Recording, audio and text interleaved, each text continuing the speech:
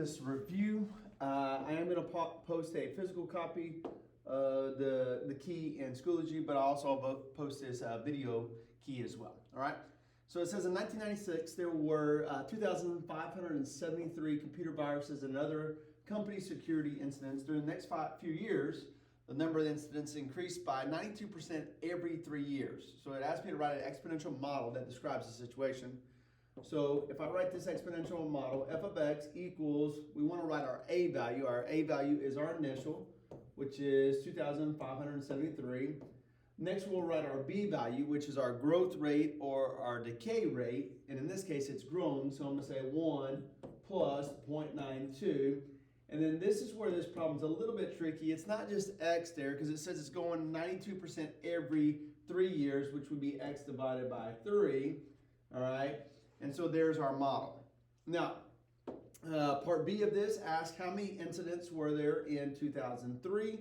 Well, if I compare that with our initial, which was in 1996, that's a difference of 7 years.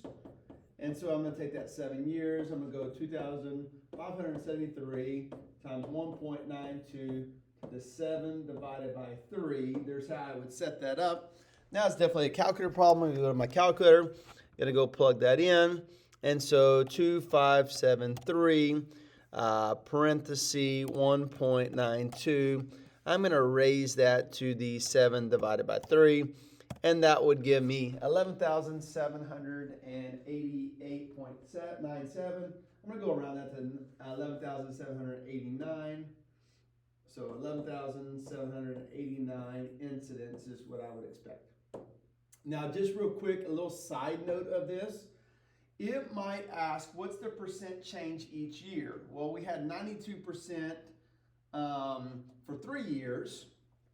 And so if you remember, we did something not too long ago that when I have this, and I have it written here, this is x to the third, or x divided by 3, or it's really like 1/3 x. So if you remember, when we take 1/3 as an exponent, that's a rational exponent. And so it's like saying the cube root. So if we were to take the cube root of 192, because that's 3 years with 92%. But if I were to do, on my calculator, have a control and that exponent key, if I were to put 3 there and I were to put 1.92 in there, then what it's doing is it looks like it's going up 1.24 each year, which would be a 24% increase each year is what's going on. So it'd be good to be mindful of that just in case that showed up on test. All right, moving on. Number 2 is a little bit easier. We got a new snowmobile that costs $4,200. The value of the snowmobile depreciates 10% each year. Write an exponential model. So we have f of x equals 4,200. This is depreciation, so it's a decay. So it's decaying by 10% each year. So I'm not going to have to divide anything there. It's just going to be x. Okay. Now again, you might see this written instead of 1 minus 0.10. You might see this written as 0.9. All right, and that would be fine as well. It says approximate the value after 5 years. So I'm going to put 5 in there. So 4,200 times 0.9 to the 5th power. So after 5 years, I can go to my calculator and go 420 parenthesis 0.9. And I'm going to raise that to the 5th power.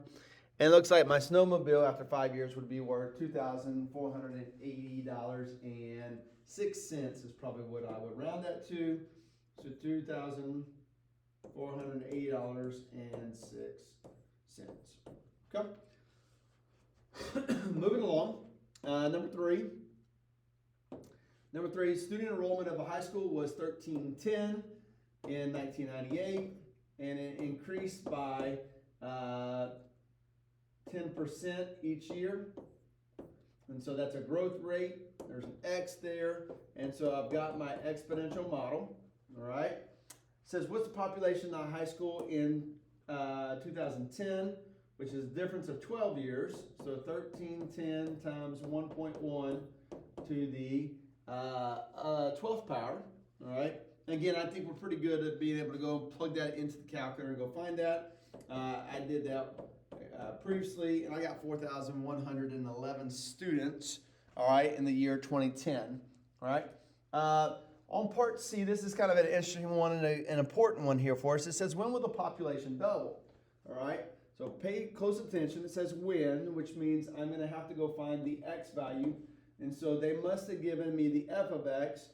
It asked me when the population would be double, so I'm going to double the population and put it there.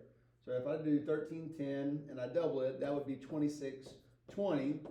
And so I would set this up like so. Now, just real quick, just a little side note, if they had given me the population and they gave me something like this, and they said, okay, when would the population double, and they gave me this, well, they didn't give me the actual population like they did over here, but I could make up something for population. For instance, if I picked a 1, say the population was 1, and then if it doubled, that would be 2, or you could come up with anything there, pick something for P, double it, put that value in there, and then you can work this problem concretely. Now, if I was going to solve this, if I was going to look at the problem I have here, I'm going to solve for x. I'm going to use my logs to do that, but before I get to the logs, I'm going to have to divide by the 1310, which gives me 2 right there, because that's that whole doubling idea. And I got 1.1 to the x. I now need to change it to log form, so I can solve for the x. I would do log of 1.1 on this side, and I would do log of 1.1 on this side. So I have log of 1.1 of 2 equals x, because all this over here would have canceled. And so I plug this in the calculator and go get that answer. So again, if I go back over here, go to my calculator, and I were to go control log 1.1 down here for my base, 2 up here, and I get 7.27 years. And so taking a look here, 7.27 years. I need to be mindful of, they're probably not going to count this but like one time a year, so 7 years is not enough. I'd probably go in and say 8 years, and if I say 8 years until it doubles, we can add 8 to the 1998, and we could say it's going to double in the year 2006. All right, so all those could be things that they ask questions of as I'm going. All right, moving along, question number 4. We've seen some of these variables a little bit as recent as yesterday. We've got this equation right here. It says P naught in it. It is a continuously growing population, so that's why we see the E in there. The P naught, or the initial value, would be 22. E to the K is my exponential growth rate, so 0.0346 to the T, and that would be my P of T. So if they ask me to find the equation, there would be my equation, kind of specifically. They're asking me for the flock in 2020, which is a difference from 1940 to 2020. That's a difference of 80. So I'm going to take and I'm going to put 80 in there. Again, just to revisit, how do I put that in the calculator? I'm going to go 22. The E value is this key right there.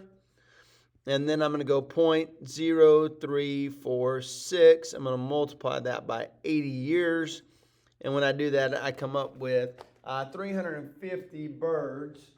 And so I probably wouldn't round up because of 0.38. So I have 350 birds there would be my answer. Okay. Moving along, question number 5. All right, I gave 2 of these tables here, and I asked you to write the model for each of those tables. All right. Now you could go graph this if you'd like. So if you looked at this, you got 1, 1, 0, 4, 1, 16, 2, 64, 3. So this graph is doing something like that. So hopefully that kind of helps you to understand what that is. That is a log graph. And one of the things that's very helpful is there, all right? Remember, any base, if I take 1, the log of 1, I'm going to get 0. So I could say log base of anything of 1 would be 0. So that kind of indicates it's a log base. The other thing of this is if I were to put a 4 in here, I get a 1. So if I were to do 4 there, I would get a 1. So that kind of helps me to get what my base is, because if I'm going to get a 1, those two numbers have to be the same. So I can conclude, I could put this in the calculator and let it go run the regression for me, but I can conclude here that log base 4 of x would be the appropriate model for that one. All right. And the same thing over here. You might recognize this one a little bit easier because as I do this, I have 1, 2, 2, 4, 3, 8, 4, 16. If you notice, that's going up very rapidly. That looks like an exponential model. I am doubling by 2 each time. And so this is y equals 2 to the x is what that would be. All right. Which makes sense if I were to go through there. 2 to the first power is 2. 2 to the second power is 4. 2 to the third power is 8. So it looks like it matches pretty well. All right. So kind of noticing the differences between log and exponential graphs. On a log graph, the x's are growing very fast and the y's are not. On an exponential graph, the x's are going kind of slower and the y's are growing really fast. All right, going to the back page, we've got 6 through 9 look very similar like problems here, okay? And it asks me to use my log properties to be able to solve this. So on this right here, we see multiplication. So we spent some time the other day in class doing this, and I can split this into an addition problem, log base 2 of 3 plus log base 2 of x, all right? Now, when we do that, this is my parent function, and this is how my graph is changing. And so it looks like a horizontal dilation up here, but when I apply my properties, it looks like it's a vertical shift, and it looks like that's going to go up. It's going up log base 2 of 3. Again, don't really know what that value is. I could plug that in the calculator, but that would give me that answer. Okay. Moving along, if I look at this one, I see division in this one versus multiplication. So the division would lead me to subtraction. So I can break it apart like this. Again, this is my parent function. This is how my property is moving. Again, it looks like a horizontal dilation in there, but when I come out here, it is another vertical shift. This one is in a negative direction, and so this is going down log base 2 of 4. Okay. Now, that one we could actually go a little bit farther on because log base 2 of 4, if 2 is my base and I get 4, this answer is 2. So this graph is moving down 2 each time. Okay. If we continue on, I've got this problem here. It's kind of a different one. I've got exponent to an exponent kind of deal. And so the way that we said we can simplify that is this 5 can be pushed out front there, log base 2 of x. Again, that is my parent function there. How am I changing my parent function? Well, I'm multiplying it by 5 this time. So this transformation in this original problem is kind of hard to read, but with the 5 out front there, that is a vertical dilation, vertical stretch, if you want to be a little bit more specific. It's everything's changing by a factor of 5. All the y values are changing by a factor of 5. Okay. And this last one, if I were to do this, I can split this and I can say this is log base 2 of 0.5 plus log base 2 of x. Again, that is that is the parent function. Then I have this over here. Now this is where it's going to be a little bit tricky. This looks like a positive number that I see right there. But if I were to slip over here and I would go type this into the calculator, I got control log. I'm going to put a 2 down there and I'm going to put a 0.5 right here. If I were to do that, I notice that this is a little bit different. This actually is a negative value, all right? So this log is a negative value. So this is going to be a vertical shift again. but this is actually, even though it's positive, this is going to be moving in a negative direction. So it's going to mimic kind of this one up here. It's a vertical shift, and it's going to be down, and it's going to go down 1 is what it's actually going to go down, because we saw that the log base 2 of 0.5 was down 1, so it looks like that. So again, if you're not sure on any of these as we go, we can always put these into the calculator and it would tell me how that's moving up and down. I don't know all those numbers, but if I could put those in the calculator, it does help. Okay. Moving along, question 10 and 11. It asked me to graph the inverse of this exponential and graph the inverse of log. So one of the things I need you to remember is that the inverse of a exponential is a log graph, and the inverse of a log graph is exponential. Okay? Couple of easy points on this one right here. If I were to put a 0 in for x, then anything to the 0 power is 1. So 0, 1.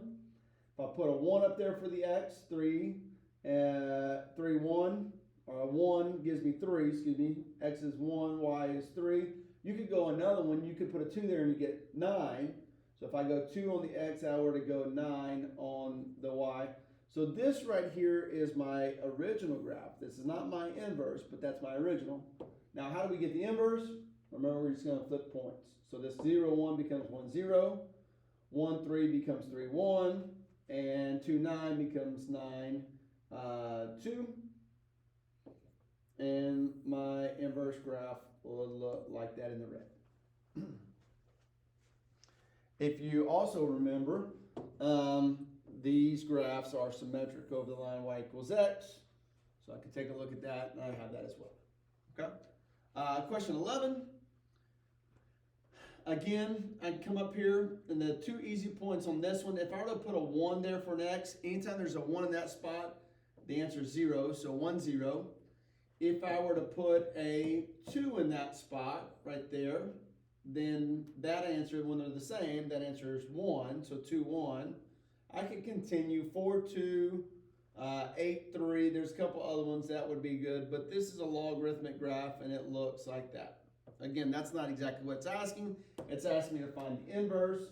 So this 1, 0 I would flip, 0, 1. This 2, 1 I would flip to be 1, 2. And I could flip the 4, 2 to be 2, 4. And there is that exponential graph that gets constructed. Again, if you double check, those are symmetric over the line y equals x. It looks good. We got that. Okay. Be mindful of your domain and range. Domain and range change for the inverses. All right. But that's pretty good understanding of those. All right. Again, you'll have your calculator that can assist you with that. I'm doing a lot of this without a calculator. All right. Last problem on the review. We had a little quiz that looked very similar to this previously. All right. They give me the equation here. They talk about it, but they give me the equation. So I'm going to use the equation that they gave me. And it asked me to go find f of 5. So I'm going to take 7,500 e to the 0.02956, and I'm going to multiply that by 5 because the t value is 5. So again, this is one that is definitely a calculator problem. So I'm going to come over here, and I'm going to go 7,000, actually, get down here, 7,500. I'm going to go E. I'm going to go point. Look at it again real quick. Sorry. 02956, 02956. And we're going to multiply that by 5 years. And so I got 8,695, 94, all right, as we go. Now, 5 years, we haven't quite got that fifth one, so 8,694 might be a little bit better answer. All right, so 8,694, what is this, people? That's what that is. Now, it does say, what does this mean in the context? So I have 8,694 people after 5 years. Now, asked me to write this in logarithmic form. So this is very important. We need to be able to take this equation right here. We need to be able to change it forms to logarithms. Okay? And so on this, the first thing I'm going to need to do, let me rewrite it first of all. So f of t equals 7,500 e 0.02956 t. So I'm going to try to solve for t right here, which means I need to get rid of this 7,500 first. Now, I believe it says somewhere else in the problem that f of t is the same thing as p. So you could use f of t through this, or you could substitute p, just because it's a little bit easier to deal with. So I've got p over 7,500 equals e 0.02956 t. All right? I'm now stuck. I've got an exponent. I need to be able to get it out of the exponent, so I need to take the log of both sides. You may take the common log, log, but in this case, since it's e, I'm going to just use the natural log on both sides. So natural log will cancel that. And so I have natural log of p over 7,500 equals 0.02956 t. And my final move on this would be to divide by that 0.02956. So divide by 0.0256. You can simply divide it like this, all right? Or you might see that written as, since it's in the bottom, you might see that written as 1.0956 written out as a fraction out in front, okay? Again, it's like dividing by 2 or multiplying by a half, so to speak. And so that would be my answer. So t equals 1 over 0.02956 natural log of p divided by 7,500. So there it is. All right. Last thing it says this, okay, so use what you just found, all right, and find g of 20,000. So that 20,000 is going to go right there for p. I would plug that in, I'd get that answer, and when I get that answer, that's going to give me the number of years that it's going to take for my population to get to 20,000. So matter of just typing that in. Let me do that real quick. So if I were to come over here, I'm going to go control division, and I'm going to put a 1 over 0.02956. Use my right arrow. I'm going to use my natural log, which would be control e to the x. And then I'm going to put 20,000 divided by 7,500. And I get 33.18 or 33.2 years, okay? And so 33.2 years, if I'm doing this on a yearly, so really this is a continuous one, so I'm okay saying that because it's continuously growing. And so what's going to happen is if I add that 33 to the 2000, is where this all began. So somewhere in the year 2033, in the course of that year, it's going to be pretty early in the year, we're going to reach the 20,000 mark. Okay. All right, so that is a completion of the review. Hopefully that helps clarify some things, and we'll go from there.